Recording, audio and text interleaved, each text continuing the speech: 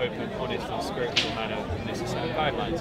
So really when you say Islam and Jordan Peterson, what they're both trying to achieve is to give people that, it's a guideline for life. And so really, them criticising each other is kind of wrong because they're almost coming from the same position.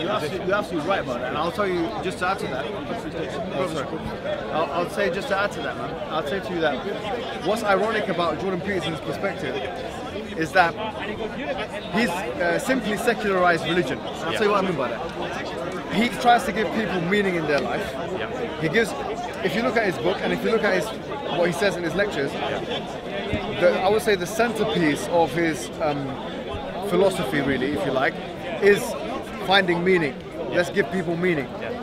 What kind of meaning? You've got to look at this, you've got to be introspective, you've got to do that, you've got to have challenges, you've got to do this, you've got to be disciplined. All these kinds of things, which religion had a full-time institutionalized. As a nominal Christian, I find it difficult to believe that someone like him wouldn't have been able to extrapolate that from the Bible, for instance.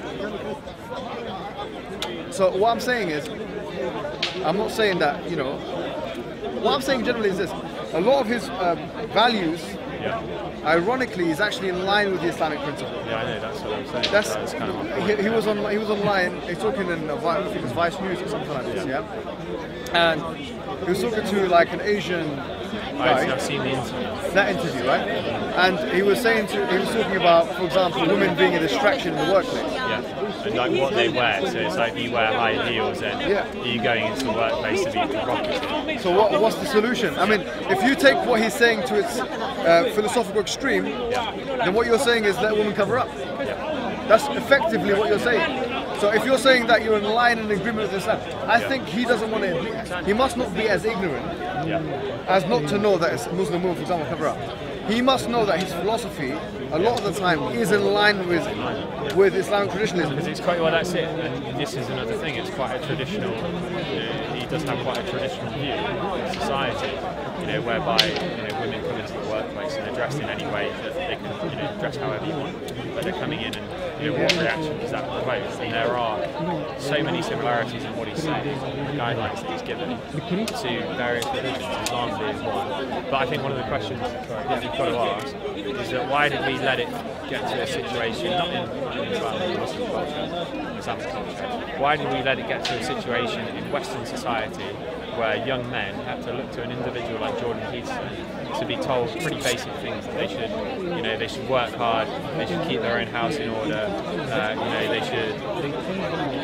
they shouldn't be, let's say, depressed and caught up in the world. Why is it that society has failed a generation of individuals that Jordan Peterson has to come along and state the obvious? Well, the reason why, in my opinion, is because now the economic system, as well as the philosophical or societal normative position, seems to be, like we say, a liberal one.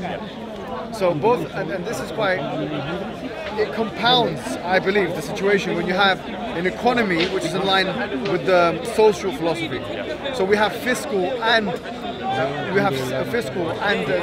social liberalism at play. And what that means is, literally, desires or materialism become the aim, the goal of it. The American dream, consumption. And unfortunately, human beings, psychologically, he knows as a psychologist, do not find satiation. They do not find any kind of, I'm not going to use the word spiritual, but psychological satisfaction, meaning, from that kind of life. What you get from consumption is you get an instant gratification when you buy something, but then if you engage in that, all you're ever going to do is you're going to compare yourself to other people, and you're going to look at what other people have, and it's a zero-sum game. It's never going to be enough, and so you get caught up in this endless cycle, this endless cycle of materialism and consumption. And rather than being grateful for what you have, gratitude is a very important thing. The simplest things that you have in life, you should appreciate them. You should be thankful for them. And the problem is when you engage in this consumption-driven economy, you're always pegging yourself against somebody else and what somebody else has, and then you're never going to be happy with what you have yourself. And so you just go round and around and around in circles. And that's why we see, suicide rates at an all-time high. Mental health is such a big issue. All of these things that are you're absolutely right. You're absolutely right about all of that. So generally, I would say to someone like Jordan Peterson, or someone like Sargon of Akkad, that let's accept your argument as a valid one. Only under the condition that you tell me why philosophical liberalism is true. If it's not true and you cannot prove it to be an objective truth, there is no use of using it as a presupposition of your arguments. And if you use it as a presupposition of your arguments, you have to justify why you're using it as a presupposition of your arguments without proving it. Now, that would be the kind of the bottom line, if you like. I would put to them, if they can't prove that philosophical liberalism is a truism, is actually a truth with a capital T, there's no use in what you're doing is you're making comparisons between Islam and liberalism. I would agree with a lot of your comparisons, actually. I'll say to them, I'd agree with a lot of your comparisons. In fact, most of them. To be totally honest with you, a lot of them are true. You're not uninformed. You're actually informed on certain issues. My question that follows is, so what? If the Prophet Muhammad instructed through what we say is divine commandment people to do things which were illiberal? Well, so this is one of the things that people don't understand about Islam, and for the record, I'm not Muslim, I'm not really a religious person. They don't understand that there's, one of the biggest things in Islam is that there's no compulsion in religion. If you don't believe it, it's not going to be forced upon you. If you choose to believe individuals that jump on religious movies and they say, Islam is going to take over British culture, they're going to repopulate in the UK and all these things. If you choose to believe that, then that's your personal choice. That's not a fact. You can come into this corner. Yes. You can speak to Muslims. I'd say something else as well. There's two things, and this is very important for Western academics to understand. We've accepted and agreed that classically, using the tradition, there is definitely what we call dhahir, or literal statements which indicate to a kind of expansionism. I would say it is a kind of expansionism if we looked at it from a strictly political perspective. But there's something important that needs to be taken into consideration, which is what we refer to as usul. Usul al-fiqh, which is the principles of jurisprudence, is a whole subfield in Islamic sciences which tells Muslims or instructs them or gives them guidance on basically how to extrapolate jurisprudent principles. So for instance, there's another subgroup which is fiqh al-aqalliyat, what minorities of Western societies, for example, must do. Or not Western society, any society, minority Muslims. If you have minority Muslims, will they act in the same way as if you have majority Muslims? These are very important questions because really I think this is a red herring. The truth of the matter is this. We've already agreed that some of their arguments are valid considering a presupposition of philosophical liberalism. I will say to them now that actually to conflate that with the position of Muslim minorities in the Western Hemisphere in particular is an egregious mistake. And the reason why I would say that is the case is because the Prophet Muhammad and the Quran, the Sunnah, tells Muslims how to act when they're in a position of strength, and I'm going to say this completely candidly, honestly, and how to act when they're in a position of weakness. And the position of weakness is when they are literally outnumbered, number one, fiqh al-aqalliyat, or they don't have the ability to implement God's law. They don't have it. I can only implement, me personally, can only implement God's law on myself, potentially on my family, but let's say me, that's really all I can do. I don't believe in the day of judgment I'm going to be questioned for me personally, for why you went to Britain. It's like, why didn't you convert? Exactly. And the Quran says, وَلَسْتَ عَلَيْهِمْ بِمُصَيْتِرٍ. You're not over them a compeller. You've got to lead by example. It's like anything else in life. So I would say to them, they have to differentiate, and this is a very important. I want them to really learn this from me. I'm not saying that I'm going to be their teacher, but hopefully they listen to this. I want them to differentiate between what Islam civilizationally, because Islam can be used, and we don't want to equivocate. Islam can be used as a name of a religion, but also a civilization. Historically, that's how it's been. How Islam operates when it's in a position of strength, as compared to how Muslims operate when they are being when, let's say, for example, they are minorities in a Western place. Oh, that's different.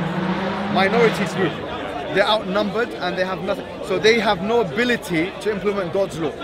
So in that situation, where the latter is the case, they have to understand that there is concession, and in both cases, people don't understand this. There is a kind of pluralism in Islam, I believe. And I'm not saying the pluralism, once again, that's strictly linked to the philosophical liberalism. But there is a kind of, what that pluralism is that within the Islamic model where Islam or Muslims are in charge, there are parallel systems of government and judiciary. So, for example, the Quran says, فَلْيَحْكُمْ أَهْلُ الْإِنْجِيلِ بِمَا أَنزَلَ اللَّهُ فِيهِ. That let the people of the Injil, in Surah Al-Ma'idah, chapter 5, the Quran says that let the people of the Injil, let them do hukum, which means ruling, with what Allah has revealed in their books. In other words, at the time of Umar and the caliphs and all these things, Christians were allowed to rule by their book, Jews were allowed to rule by their book, etc., etc. So in other words, there are parallel systems operating in the same place, and that goes under like ikrah fi din. There's no compulsory religion, and that's where there is a big overlap between philosophical liberalism and Islam, which, to be fair, they don't address. They've never addressed this, because if they want to have a fair academic analysis, they have to say, okay, well, in Islam, if you're making a comparison, even if you're making a comparison between Islam and philosophical liberalism, you have to say similarities and difference. They emphasize difference. I'm saying let's emphasize both. That's how you make it fair. There is difference, and a lot of their work emphasizes that difference. Similarity is there is a pluralism that works within the Islamic framework. One, which I've just explained. Number two, that people are not compelled to become Muslims. Number three, that minority Muslims are asked to behave in a different way to majority Muslims. In other words, what happens with the minority is different to what happens to the majority. And with these similarities, I personally believe, using those kinds of usul, if you like, which are principles, you can bridge a gap, and there can be coexistence. Where it seems what now the ultra-right are trying to say is that actually you can't make that happen. What we're saying is, because okay. One of the things that they do is that the far right, identity politics, ambassadors, whatever you want to call them. What is it, like generation identity? Those guys, what they'll try and do is they'll try and say that there's compulsion in religion. Islam is going to be forced upon you, it's going to be forced upon your society. They don't actually take the time to speak with Muslims, don't take the time to learn about Islam, and they use as a reference point examples that the mainstream media will show of people that have probably misunderstood or misinterpreted Islam, and they're using it to, let's say, fight a war or a battle or try and establish an Islamic state, for example, when you know and I know that that's not who they are. Exactly. So I think it's been fruitful from that angle that we discuss these things, because I think they're societal things now which are being thrown around. But we don't, as Muslims, have a chance to come forward and say, look, well, actually, this is how we should be conceptualizing it. There's truth in what you say. We're not saying that those guys don't have any truth in what they say. Of course there's truth. There's valid arguments they're making. But there's a difference between a valid argument in deduction and a sound argument. But in this case, there's a difference between a valid argument according to their own premise and a true argument according to the actual word intrinsically true. True with a capital T. So I think that's where the differentiation could be made. But generally speaking, I would say to anyone that has or that is influenced by their philosophy, to think twice about both the similarities and differences, to look at the intricacies and the nuances that are involved, because I don't think they do that. It's very easy to look at the verse in the Quran that says, fight the disbelievers or the polytheists all together, just like they fight you all together. Even the verse itself kind of... in the context of war, isn't it? Yeah, they're fighting you, you fight them.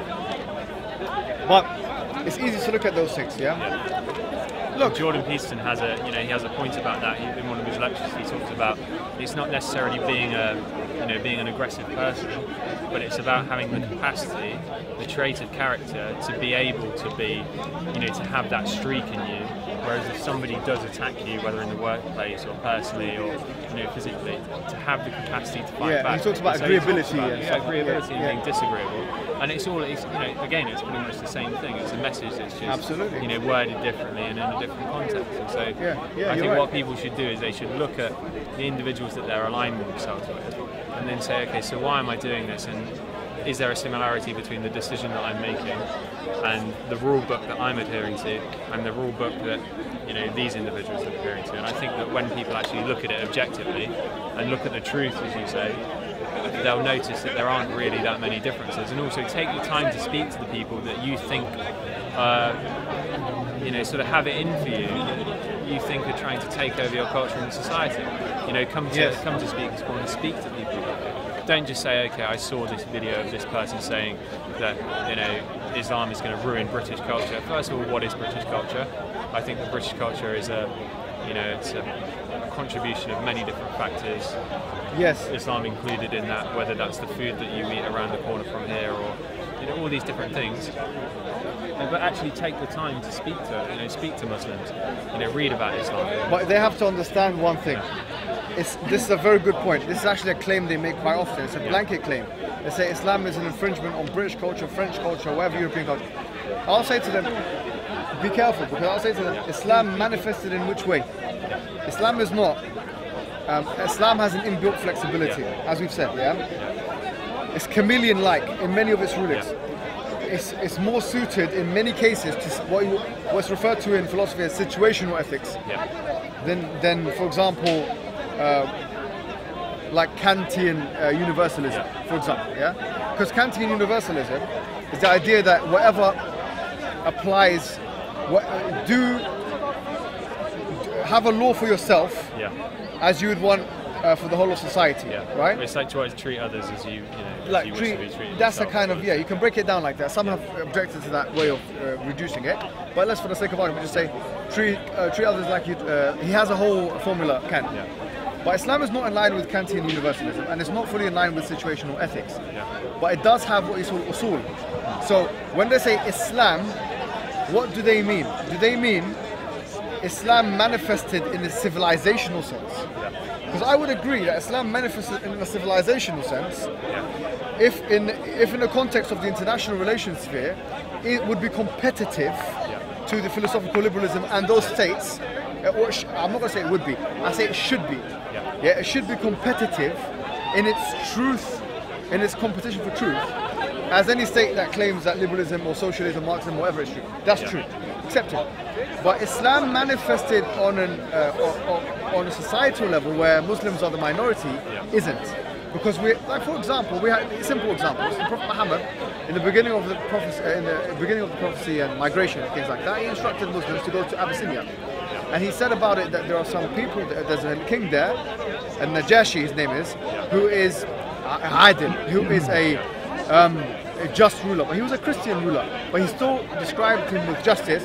The reason why is because he wanted people to realize that actually you've got to treat these people, you're not going to try and take over his land. He didn't go and say, okay, well, why don't you, as 30 people, in a country probably of, let's say, at least 100,000, 200,000, whatever the population of that time was, in Abyssinia, a million even, go and try and take over. He didn't instruct them to do that, because the idea was, look, we understand that we need your protection. And we understand that in order for the protection to be granted, there needs to be coexistence. And even if we were in control, we would give you protection. Yet there is a discussion, a discourse, a competition for the truth claims that we're both making. So a word that you use there, coexistence, and what you were talking about, talking about infringement. So Islam is an infringement of British culture. I think that one of the things that these nationalists have is that nationalists have, far right individuals, identity people have, is they'll talk about infringement of Islam on British culture, but they turn a blind eye to the bigger picture. And you can say, so somebody who's British, you look at our history and the way in which we've infringed on other cultures, through our colonies and. And that's where we should really be talking. And I'll tell you why. Alexis de Tocqueville, he wrote a book called Democracy in America. It's a very interesting book, but also very powerful in the way he makes his argument. And one of the things that he says, he actually makes a comparison between the shuhada or the martyrs of Islam and what he refers to as the martyrs of liberalism. And he says democracy was, the martyrs of liberalism are everywhere, and democracy has been spread in a very expansionist way, and he talks about how it's comparable to the expansionism of, for example, Islam. Now the point is, this is what we need to do. We need to judge people on the standards they set for themselves. Let me say this one more time. We need to judge people on the standards they set for themselves. You're a vegan.